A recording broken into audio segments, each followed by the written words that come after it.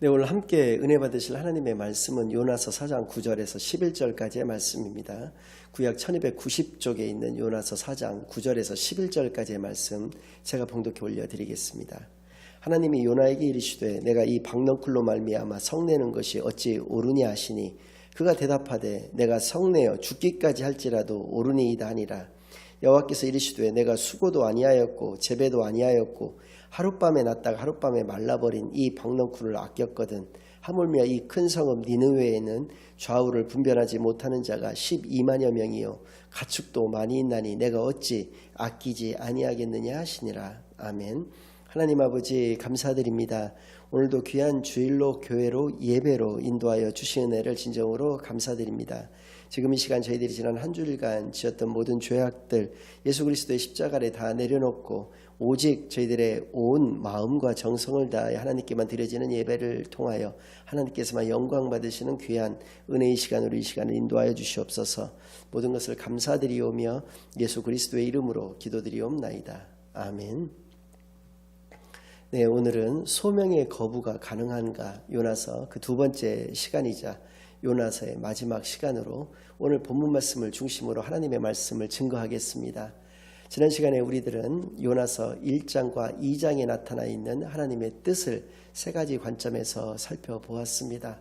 첫 번째는 요나의 행적에 관련된 것이었는데요.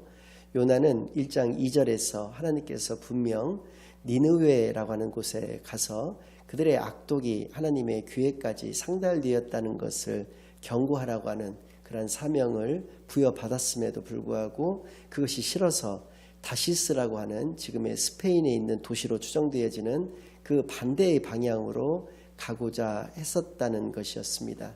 그래서 그 요나의 행적을 통해서 우리가 알 수 있었던 것은 욥바라고 하는 북이스라엘에 있는 항구 도시를 그가 먼저 내려갔었고요.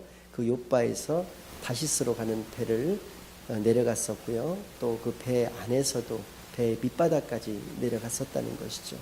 그리고 나중에 바다에 빠뜨려짐을 당하게 되는데요. 그때에도 큰 물고기의 뱃속에 들어가서 물 밑바닥에까지 바다 밑바닥에까지 내려가게 되는 그러한 그 모습을 통해서 하나님의 말씀에 불순종하는 자는 그러한 영적 침체로 말미암아서 내려가는 것밖에는 남은 것이 있을 수가 없다는 것을 우리가 알 수 있었습니다. 바꿔서 얘기한다면 하나님의 말씀에 순종하는 자는 하나님과 하나님의 뜻을 정확히 아는 자만이 그것이 또 가능하다는 것을 우리가 알 수 있었다는 것이고요. 두 번째는 사공들의 모습을 통해서도 우리가 잘 알 수 있었던 하나님의 뜻은 바로 그들은 각기 자기들이 섬기던 신들이 있었는데 아무 그 풍랑 가운데에서 아무 소용이 없었습니다. 그리고 그 풍랑의 원인 또 그 풍랑을 멈추게 하실 수 있었던 분은 요나의 고백에서와 같이 또 그들이 경험하고 목격했던 바와 같이 하나님 한 분밖에 계시지 않는다는 것을 깨닫게 되었고요. 그래서 1장 9절에서는 요나의 그 하나님에 대한 경외가 나오고 있는데요. 그러나 그럼에도 불구하고 그는 하나님의 말씀에 불순종하였던 것이고요. 이제 사공들이 하나님을 경외하게 되었을 때 바다가 다시 잔잔함을 되찾았을 때 그들은 하나님께 제물을 올려드리고 온전한 제사를 올려드렸던 것을 우리가 알 수 있었던 것입니다. 그래서입니다. 우리 신앙생활에 있어서 가장 중요한 것은 하나님을 아는 것입니다. 그리고 하나님을 체험하는 것이고요. 그로 말미암아서 하나님을 경외하는 것 이것이 중요한 것이다라는 것을 사공들의 모습을 통해서도 우리가 알 수 있었던 것이고요. 마지막으로 세 번째는 요나서 2장에 보면 요나의 기도가 나오고 있는데요. 그때 그의 기도는 회개의 기도를 하나님께 올려드렸던 것이 아니라 자기가 스올에 빠졌을지라도 자기의 뜻대로 그렇게 자기가 죽음에 이르렀을지라도 니느웨에 가서 그런 경고의 메시지를 전하지 않게 된 것을 하나님께 감사하고 있는 것을 볼 수가 있었습니다. 그런데 하나님께서는 그 하나님의 구원과 사랑의 그 사역을 인간에 의해서 또 어떤 상황에 의해서 절대로 바꾸시는 분이 아니시다라고 하는 것을 우리가 알 수 있게 하셨습니다. 물고기를 통해서 3일 동안 그를 깨닫게 하셨지만 그가 깨닫지를 못하자 육지에 토해내게 하셨던 그 사건으로 우리가 미루어 알 수 있었던 것인데요. 그러나 반면에 하나님께서는 죄악 가운데에서 하나님이 멸하시고자 했던 것이라 할지라도 하나님의 그 구원과 사랑의 정신을 가지고 하나님을 말리는 중재자가 있을 때에는 못 이기는 척 그 말씀을 또 들어주시고 그 뜻을 돌이키시는 하나님이시라는 것을, 그래서입니다. 인간에게는 한없이 약하고 그 인간을 얼마나 사랑하시는가를 알 수 있게 하시는 하나님이시라고 하는 것을 우리가 1, 2장의 내용을 통해서 알 수 있었던 것이고요. 오늘은 요나서 3장과 4장에 나타나 있는 하나님의 뜻을 또 세 가지 관점에서 살펴보고자 하는데요. 그 첫 번째는 3장의 처음 내용을 보니까 요나가 드디어 이제 어쩔 수 없어서 니느웨에 도착을 했습니다. 그래서 그는 아마 성경에서는 외쳤다라고 나와 있는데 실제로는 굉장히 무성의하게 외쳤을 것입니다. 너희들이 40일 후에는 이 나라가 멸망할 것이다 라고 하는 경고의 메시지를 전하게 되는데요. 그 메시지를 전하자마자 그 지위가 높은 사람에서부터 낮은 그 평민들에 이르기까지 온 백성들이 굵은 베옷을 입고 제 앞에 앉아서 하나님 앞에 온전한 회개를 하게 됩니다. 그리고 또 하나님께 금식으로 기도를 올려드리게 되는 것이죠. 그래서 하나님께서는 그 뜻을 돌이키셨다라고 하는 것을 우리가 알 수 있게 되는데요. 요나의 이 메시지를 증거를 한 것으로 말미암아서 그들이 바로 그 메시지로 인해서 뜻을 돌이켰느냐. 물론 성경에는 그렇게 나오고 있습니다만은 당시의 시대적인 또 상황적인 모습들이 있었는데요. 한 세 가지 정도로 요약을 할 수가 있습니다. 첫 번째는 무르크 만나이족이라고 하는 그 주변, 그러니까 아수르 민족으로 봤을 때는 외세가 있었습니다. 그 외세의 침략에 의해서 그 전쟁에서 대패를 하게 되는데요. 불과 그 얼마 전에 있었던 일이었습니다. 전쟁에서 크게 패하게 되었었던 것, 나라의 존폐가 달릴 정도로 큰 패배였었습니다. 두 번째는 BC 764년에서부터 BC 765년에서부터 BC 759년에 이르기까지 약 6년간에 걸쳐서 아수르의 큰 흉년이 닥쳤다는 것이고요. 그로 인해서 백성들의 삶의 모습 또 기아의 상태는 이루 말할 수 없는 그러한 지경에 이르렀는데요. 그로 말미암아서 전염병까지도 창궐이 됐었다는 것입니다. 그 시기 중에 요나가 도착해서 이 메시지를 증거를 했다는 것이고요. 세 번째는 천문학자들에 의해서 밝혀진 건데요. 그 얼마 전에 대낮에 태양이 완전히 그 빛을 잃게 되는 일이 벌어졌습니다. 즉 오늘날로 따지면 그것이 일식인데요. 달에 의해서 태양이 가리워지는 바람에 대낮인데도 불구하고 어둠 가운데 처하게 되었는데 고대 사회에서는 그것을 굉장히 큰 흉조로 여기고 있었다는 것입니다. 이러한 세 가지 모습으로 인해서 저 이방에 추레한 어떤 모습을 가진 그 이상하게 생긴 그 선지자라고 하는 사람이 와서 하나님의 메시지라고 해서 메시지를 증거했을 때 그들은 그 메시지가 와 닿았다라고 하는 것이죠. 그런데 어찌되었던 그 요나의 메시지를 듣고 그들이 변화가 되었던 아니면 그러한 상황 시기적인 그런 것들하고 맞물려서 그것이 받아들여졌던 어찌되었던 중요한 것은 여기서 우리가 알 수 있는 게 무엇이냐면 전도는 내가 하는 것 같지만 하나님이 하신다는 것입니다. 즉 전도는 하나님의 역사다라는 것을 우리가 알 수 있다는 것이죠. 전도라고 하는 것은 무엇이냐면 도를 전하는 것입니다. 여기서 말하는 도는 복음을 의미하는 것이고요. 복음을 증거하는 것을 전도라고 얘기를 합니다. 교회로 인도하는 것을 전도라고 하는 것이 아니라 복음을 증거하는 것, 내가 복음을 깨닫고 내가 깨달은 예수가 그리스도라는 그 복음을 증거하는 것이 바로 전도인데요. 그래서 전도를 구원이라고 이야기할 수 있는 것입니다. 구원은 요나에 의해서 생겨지는 것이 아니고요. 그러한 당시의 시대적인 상황 때문에 생겨지는 것이 아니라 오직 그것을 허락하시는 그 시간표에 맞춰서 모든 일을 하시는 그 하나님에 의해서 이루어진다라는 것을 우리가 먼저 깨달을 수 있다는 것이고요. 두 번째 알 수 있는 것은 에레미야 18장 말씀을 우리가 한번 먼저 살펴보도록 하겠습니다. 18장 7절에서 10절 말씀인데요. 제가 봉독해 올려드리겠습니다. 내가 어느 민족이나 국가를 뽑거나 부수거나 멸하려 할 때에 만일 내가 말한 그 민족이 그의 악에서 돌이키면 내가 그에게 내리기로 생각하였던 재앙에 대하여 뜻을 돌이키겠고 내가 어느 민족이나 국가를 건설하거나 심으려 할 때에 만일 그들이 나 보기에 악한 것을 행하여 내 목소리를 청종하지 아니하면 내가 그에게 유익하게 하리라고 한 복에 대하여 뜻을 돌이키리라. 이런 말씀을 우리에게 주셨습니다. 즉 이 말씀이 가지고 있는 의미는 이러한 것입니다. 하나님께서 멸하려고 하셨다라는 것이죠. 어느 민족을, 어느 국가를 멸하려고 하셨다. 뽑아내려고 하셨다. 그랬을 때에도 그 민족이 지금의 아수르의 니느웨 민족들과 같이 그들이 뜻을 돌이키는 것이죠. 행악을 멈추고 하나님께 회개하고 온전히 나아오는 그런 모습을 가졌을 때는 하나님께서 뜻을 돌이키시겠다는 것입니다.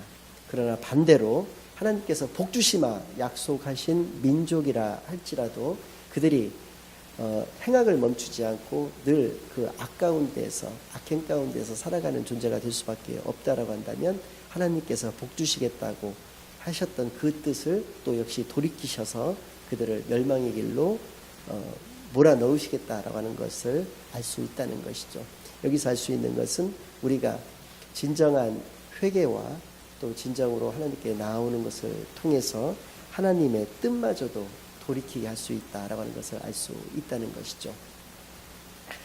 하나님의 말씀에 대한 우리의 반응이 중요하다는 것입니다. 우리가 원망 가운데에서 불평 가운데에서 또 어떤 체념 가운데에서 살아간다면 그는 그렇게 멸망의 길로 나아갈 수밖에 없다는 것이고요. 그가 악을 멈추고 또 회개와 기도로 온전하게 하나님께 나왔을 때는 하나님의 뜻마저도 돌이키게 하실 수 있는 그런 역사가 이루어질 수 있다는 것이죠. 그래서입니다. 우리에게는 닫힌 미래가 우리에게 기다리고 있는 것이 아닙니다. 우리가 예정론이라고 얘기를 하니까 그것을 숙명론처럼 받아들이는 경우들이 많이 있는데요. 우리의 미래는 열린 미래인 것입니다. 우리가 하나님의 말씀에 어떻게 반응하느냐에 따라서 우리의 미래가 달라질 수 있다라고 하는 것을 이 말씀을 통해서도 우리가 깨달아 알 수 있다는 것이죠. 요나와 같은 경우는 매우 이런 관점에서 잘못된 믿음을 가지고 있었던 것이 지난 시간에도 잠깐 말씀드렸지만 요나서 4장 1절 말씀을 보면 요나가 매우 싫어하여 성내며라고 하는 말씀이 등장하는데요. 이때 매우 싫어하며라고 하는 번역은 히브리어 라에 대한 번역을 그렇게 했습니다. 근데 이것이 1장 2절에서는 악독이라고 번역이 됐고요. 그 악독으로 말미암은 하나님의 심판, 그것을 라라고 하는 말이 가지고 있는 의미가 되는데요. 이것을 요나가 하나님께 사용하고 있다는 것입니다. 하나님이 그러실 줄 알았다는 것입니다. 하나님이 비록 그들이 북이스라엘 민족의 입장에서 봤을 때 적국이라 할지라도 그들이 하나님께 회개와 온전한 기도로 나왔을 때에는 하나님께서 그 뜻을 돌이키셔서 그들을 용서하여 주시는 그 하나님이신 것을 알았기 때문에 그가 그 사명을 감당하지 않으려고 했었다라고 하는 것이고요. 또 그로 말미암아서 그가 하나님이 악독하시다라고까지 이야기를 하고 있다라는 것입니다. 이것을 통해서 우리가 알 수 있는 것은 레위기 19장 2절 말씀을 보면 하나님이 거룩하시니 우리도 거룩하라고 하는 말씀이 나오는데요. 이 말씀이 가지고 있는 의미는 우리가 하나님이 거룩하신 분, 즉 하나님이 세상과 사단마귀로부터 분리되고 구별되신 분이시기 때문에 우리도 그렇게 하나님의 자녀다운 구별되고 분리된 삶을 살아야 된다는 말씀이신데요. 그 말씀이 가지고 있는 의미는 우리가 온전히 하나님의 뜻을 깨닫는 자들이 되어야 한다라고 하는 의미를 가지고 있는데요. 요나는 그렇지 못했다는 것을 알 수가 있습니다. 그러니까 그는 믿음을 가진 자는 맞았지만 정확한 믿음이 아니었다는 것이고요. 그것이 그 깨달음이 잘못된 깨달음이었다고 하는 것을 이 표현을 통해서도, 그리고 오늘 그 4장 말씀을 보면 하나님이 3가지 질문을 하고 계시는데요. 2가지 질문에 대해서는 답을 하지 못하고 있고요. 1가지 질문에서는 답을 하고 있는데 그러한 모습을 통해서도 요나가 잘못된 신앙관을 가지고 있었다. 또 좀 나아가서 잘못된 신학관을 가지고 있었다라고 하는 것을 알 수가 있습니다. 먼저 4장 4절 말씀을 보면 하나님께서 이렇게 질문을 하시는데요. 제가 봉독해 올려드리겠습니다. 여호와께서 이르시되 내가 성내는 것이 옳으냐 하시니라. 이 말씀에 대한 이 질문에 대한 대답을 하지를 못하고 있습니다. 그 위에서 어떠한 성을 내고 있냐면 4장 1절부터 3절까지를 제가 읽어드리겠습니다. 요나가 매우 싫어하고 성내며 여호와께 기도하여 이르되 여호와여 내가 고국에 있을 때 이러하겠다고 말씀하지 아니하였나이까. 그러므로 내가 빨리 다시스로 도망하였사오니 주께서는 은혜로우시며 자비로우시며 노하기를 더디하시며 인애가 크시사 뜻을 돌이켜 재앙을 내리지 아니하시는 하나님이신 줄을 내가 알았음이니이다. 여호와여 원하건대 이제 내 생명을 거두어 가소서.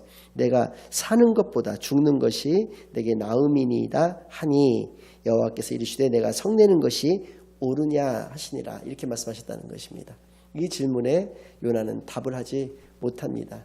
그 다음 말씀은 어떤 내용이냐면 하나님께서 요나가 먼저 니느웨에서부터 나와서 니느웨 동편에 위치해 있는 적당한 장소에다가 움막을 치게 됩니다. 그리고 그곳에서 그가 기다리고 있습니다. 무엇을 기다리냐면 자신이 40일 후에는 이 성읍이 멸망할 것이라고 하는 예언을 했으니까 니들이 지금은 회개하고 하나님께 기도하고 나아가고 있다고는 하지만 얼마나 그것이 가겠느냐라고 하는 그런 심보였습니다. 그래서 니들이 과연 40일 동안을 견딜 수가 있겠느냐. 분명히 며칠 하다가 그만둘 것이고 그러다가 또 니들이 믿는 신을 또 섬기고 또 그 신들에게 의지하게 되면 하나님께서 뜻을 돌이키셨던 뜻을 다시 돌이키셔서 니들을 원래대로 멸망의 길로 인도하실 것이다. 그것을 내 눈으로 직접 보겠다라고 하는 그 심보로 움막을 쳤던 것입니다. 그런데 서풍이 불어오면 상관이 없었는데요.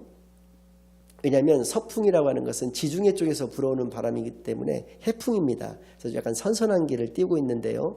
동풍이 그때 마침 불어왔습니다. 동풍이 불었다는 것은 어떤 것을 의미하냐면 중동의 사막에 바람이 불어왔다는 것이기 때문에 그것은 우리가 경험하지는 못했지만은 매우 뜨겁다라고 알려져 있거든요.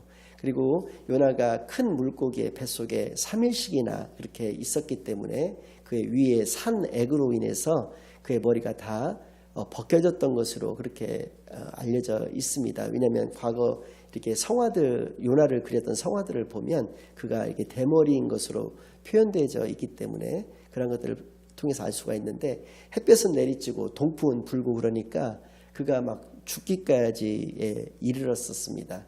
근데 하나님께서 박넝쿨을 그에게 허락하신 것입니다. 그래서 갑자기 박넝쿨이 그에게 크게 이렇게 덮여지게 되기 때문에 자기 몸을 전체가 다 박넝쿨이 덮어주는 관계로 시원함을 느껴서 4장 6절에 보니까 그것으로 인해서 그가 매우 크게 기뻐하였다라고 표현되어지고 있습니다. 그런데 4장 9절에 보니까 하나님께서 그 박넝쿨을 벌레를 보내셔서 그 박넝쿨을 다 갉아먹게 그렇게 만들어 버리셨습니다. 그러니까 또 그 다음날 아침이 되니까 박넝쿨이 없어져 버린 것입니다. 그러니까 이제 동풍이 불고 또 해가 내리쬐고 그러니까 죽게 생긴 마당에 이제 오늘 읽었던 그 본문 말씀인데요. 9절 말씀. 내가 차라리 죽는 것이 낫겠다라고 하나님께 성내는 것을 하나님께서 들으시고 말씀하시는 것입니다. 이 두 번째 요나에게 하신 질문인데요. 이거에 대해서는 요나가 답을 합니다. 어떤 식으로 하냐면 하나님이 요나에게 이르시되 내가 이 박넝쿨로 말미암아 성내는 것이 어찌 옳으냐 하시니 그가 대답하되 내가 성내어 죽기까지 할지라도 옳으니이다 아니라. 그러니까 내가 성내는 것으로 말미암아서 하나님의 노여움을 사서 죽는다 할지라도 나는 옳다. 이렇게 성내는 것이 옳다. 이렇게 하나님께 반항하고 있는 것입니다. 그러니까 하나님이 이렇게 말씀하십니다. 여호와께서 이르시되 내가 수고도 아니하였고 재배도 아니하였고 하룻밤에 났다가 하룻밤에 말라버린 이 박넝쿨을 아꼈거든 이라고 말씀하고 계시는 것이죠. 그렇습니다. 요나는 하나님의 뜻을 잘못 끝까지 이해하고 있었던 것을 우리가 알 수가 있는 것이죠. 그래서입니다. 진정한 회개와 기도는 하나님의 뜻마저도 돌이키게 할 수가 있지만 그렇지 못한 잘못된 신앙관을 가지고 있을 때에는 그의 끝도 역시 잘못된 그러한 결말을 가질 수밖에 없다라고 하는 것을 우리가 알 수 있는데요.